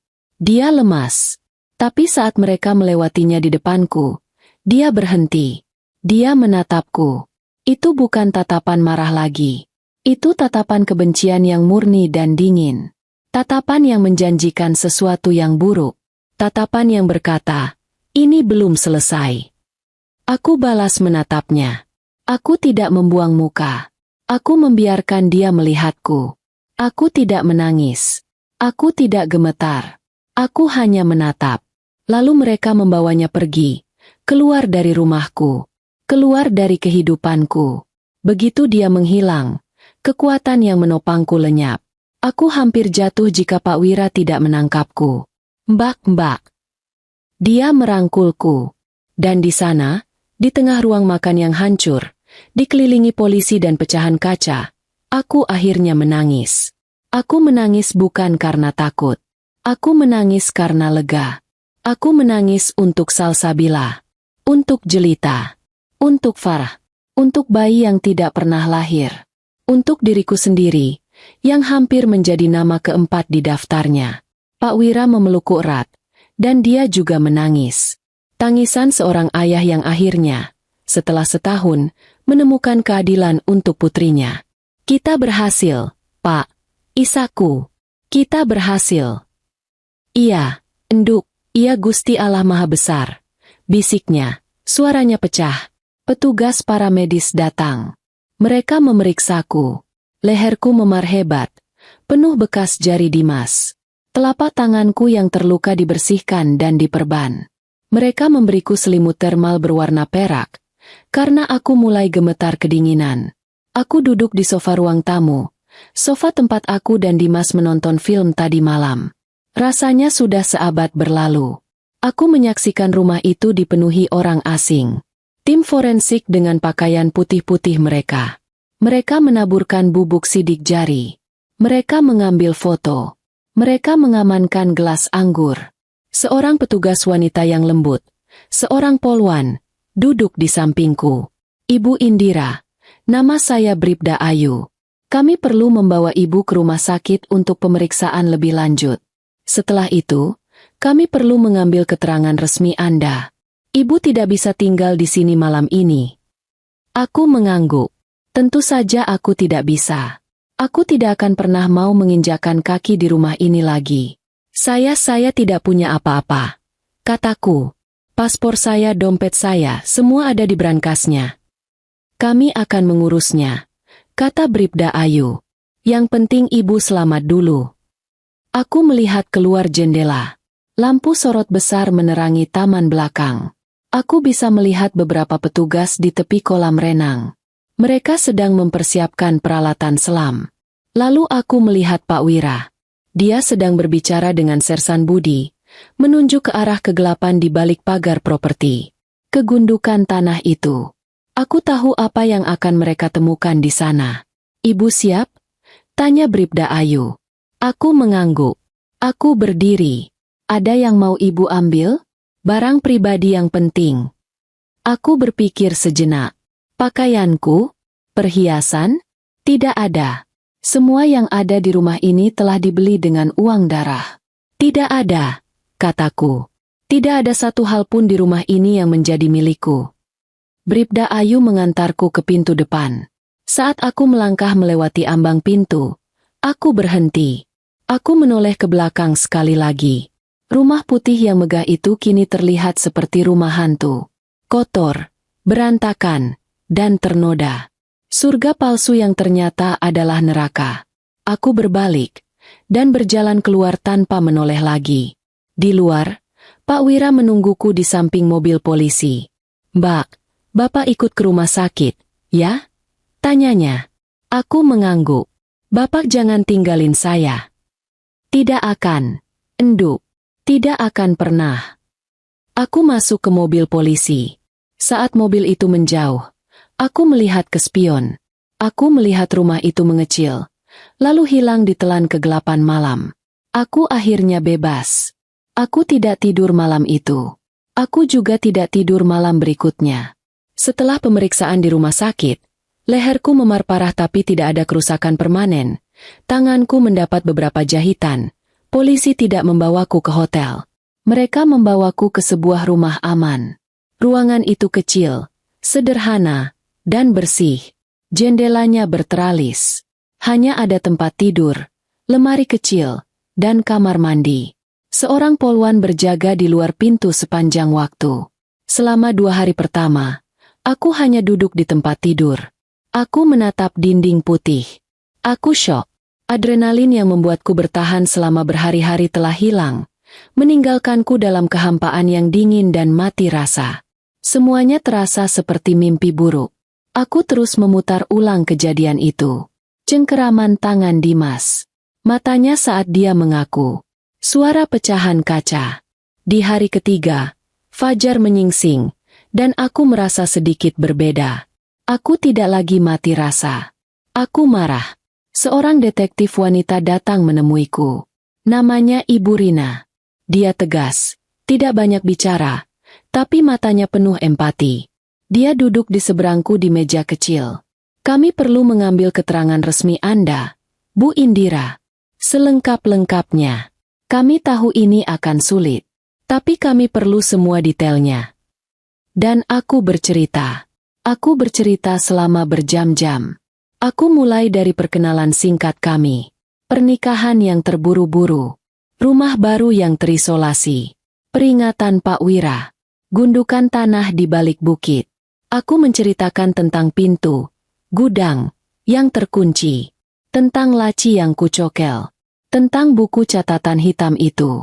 Aku menceritakan setiap nama, Jelita, Farah, Salsabila, dan namaku. Aku menceritakan tentang brankas. Kode 1711. Aku menceritakan tentang botol-botol, Z+, kotak piala, dan polis asuransi. Aku menceritakan bagaimana aku menukar air gula. Bagaimana aku memasang kamera. Bagaimana aku menjebaknya saat makan malam. Ibu Rina mendengarkan tanpa menyela. Dia hanya mencatat. Ketika aku sampai pada bagian di mana Dimas mengaku, suaraku pecah. Ketika aku menceritakan dia mencekikku, aku mulai gemetar. Tapi aku tidak berhenti. Setelah aku selesai, hening. Ibu Indira, kata Ibu Rina pelan.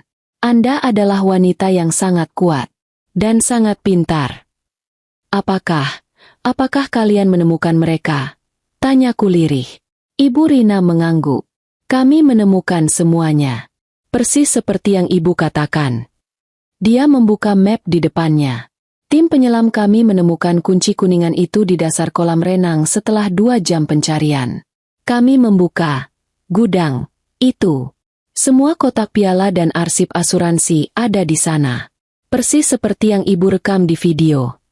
Video dari ponsel Ibu dan rekaman dari 2 kamera tersembunyi itu. Itu adalah bukti terkuat yang pernah kami lihat. Pengakuannya sangat jelas. Dan dia menghela napas. Tim forensik menggali gundukan tanah di belakang rumah. Kami menemukan jasad. 1 jasad. Kami yakin itu adalah Salsabila, putri Pak Wira. Dia sedang hamil, seperti yang Ibu duga dari buku hariannya. Aku menutup mataku. Air mata panas mengalir di pipiku. Jadi itu benar. Semua mimpi buruk itu nyata. Bagaimana dengan Jelita dan Farah? Kami sedang melacaknya. Kami menggunakan data dari buku catatan Dimas. Kami menghubungi kedutaan besar di negara tempat Jelita kabur. Tidak ada catatan dia masuk ke sana. Kami memeriksa catatan. Kecelakaan. Farah. Ceritanya penuh lubang. Kami akan membuka kembali kedua kasus itu.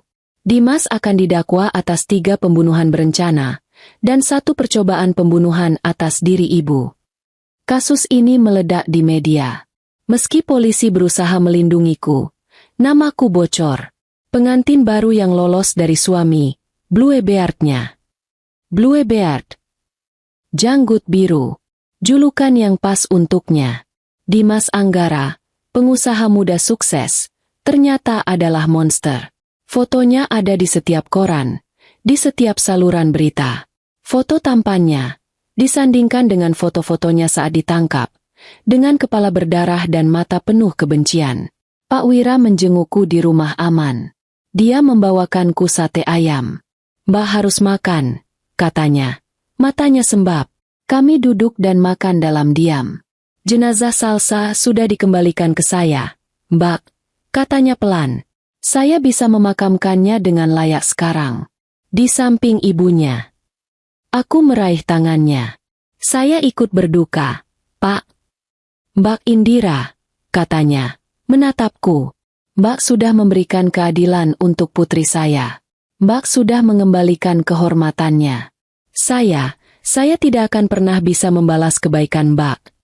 Kita melakukannya bersama, Pak, kataku. Bapak menyelamatkan nyawa saya. Dia menjadi satu-satunya keluargaku. Dia mengurus proses hukum untukku. Pembatalan pernikahan. Karena pernikahan itu didasari oleh penipuan dan niat jahat, pengadilan dengan cepat mengabulkannya. Aku bukan lagi Indira Anggara. Aku kembali menjadi Indira Lestari. Aset Dimas dibekukan. Semua polis asuransi atas namaku dibatalkan.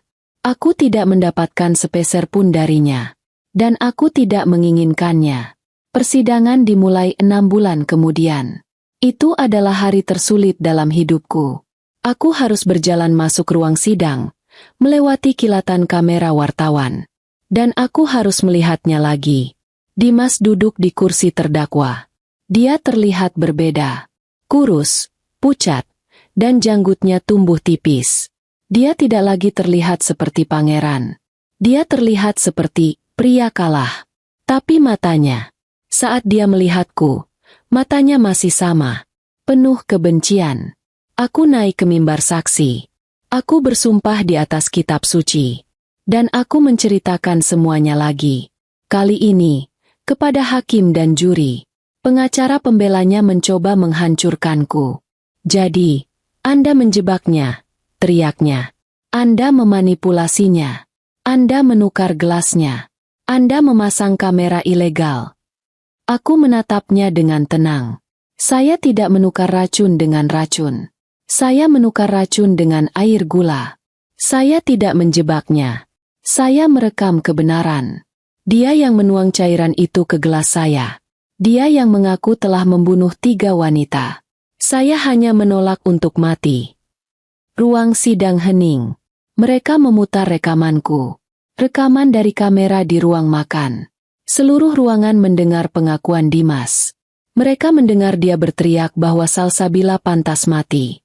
Mereka mendengar dia menyebutku, mangsa paling mudah. Mereka mendengar dia berteriak, mati. Saat dia mencekikku, Dimas hanya menunduk. Dia tidak bisa membantah suaranya sendiri. Vonisnya cepat. Terdakwa Dimas Anggara, terbukti secara sah dan meyakinkan telah melakukan pembunuhan berencana terhadap Salsabila Wira, Jelita, dan Farah, serta melakukan percobaan pembunuhan terhadap Indira Lestari. Pengadilan menjatuhkan hukuman mati. Palu diketuk.